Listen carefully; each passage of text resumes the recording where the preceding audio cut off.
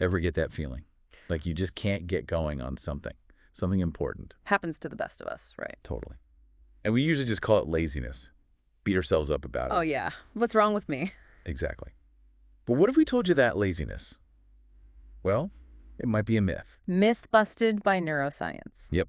Today we're going deep on this idea that laziness is actually a neurological state, not a character flaw. And we're basing this deep dive on a YouTube podcast. It goes into the science of motivation, really gets into the nuts and bolts. Fascinating stuff. Yeah. Basically, the idea is that your brain might just need the right code, Yeah. to unlock the motivation. It's already there. Just got to find the key. Exactly. And that's our mission today, to help you understand how your brain is wired for motivation. And how to work with it instead of against it.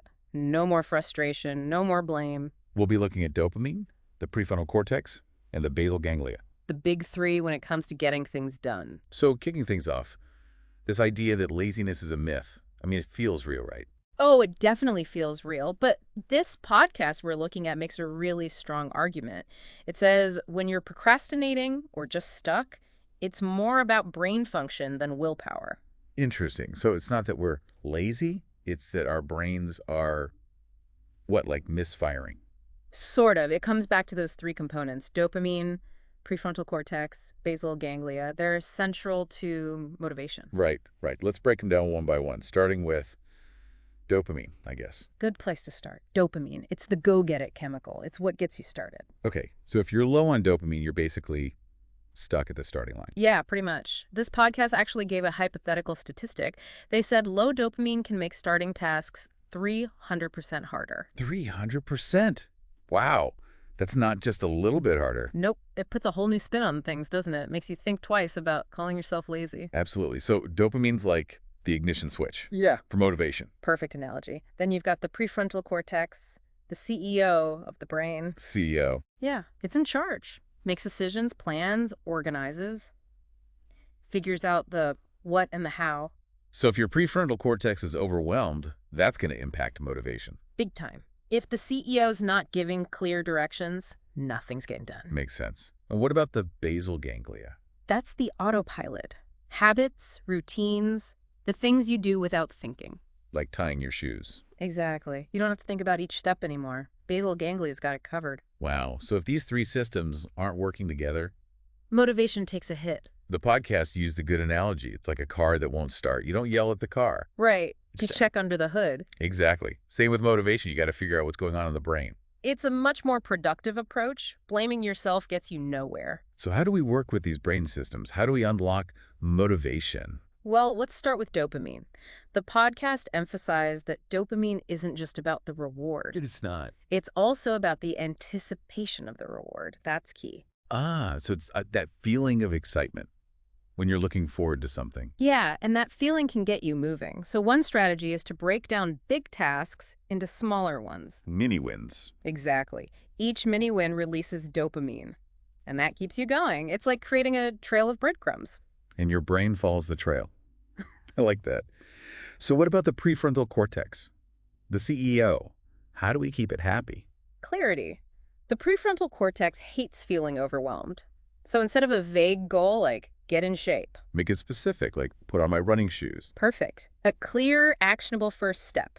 That's what the prefrontal cortex needs. No more ambiguity. Got it. And what about the basal ganglia, that autopilot system? Leverage it. Use habit stacking. It's basically attaching a new habit to an old one. It's like after I make coffee, I'll meditate for 5 minutes. Exactly. You're using an existing neural pathway to create a new one. Clever. And there are apps that can help with this, right? Habit tracking apps. Yeah, like Habitica or Todoist. They tap into our love of patterns. Plus, they often give you little rewards. Dopamine hits. Right. So you're getting that positive reinforcement. Keeps you motivated. Okay, so we've got the basics down. Dopamine, prefrontal cortex, basal ganglia. But are there any specific hacks to really boost motivation? Absolutely. The podcast gave us 4. And the first one is the 2-minute rule. The 2-minute rule. It's super simple. Just commit to working on a task for 2 minutes. That's it. But how does that help? It lowers the barrier to entry, makes it harder for your brain to say no, and often, once you start, you'll keep going. Do you trick your brain into getting started? Exactly. I used to hate doing my taxes, but then I tried the 2-minute rule. Just 2 minutes. Yep. just opening the software. And you know what? 9 times out of 10, I ended up doing way more than 2 minutes. So it actually worked. That's amazing. Okay, what's the next hack? Dopamine stacking. Remember how we talked about anticipation? Yeah. Well, dopamine stacking is all about pairing a not-so-fun task with something enjoyable. Like if I finish this report, I can watch a funny video. Exactly. You're creating your own reward system. Makes those tedious tasks a little more bearable. That's a good one. What's number 3? It's all about language. Changing I have to I get to. Really? Just changing the words. It sounds simple, but it works.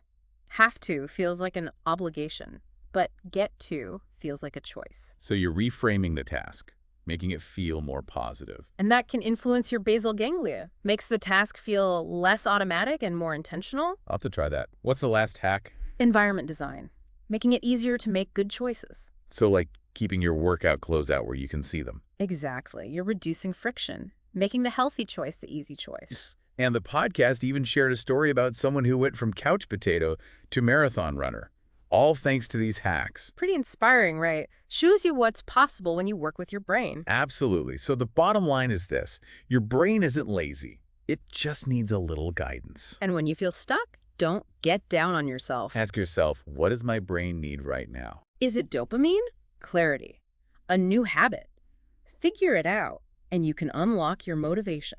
It's all about understanding how your brain works and using that knowledge to your advantage. And the best part is, we're only just scratching the surface.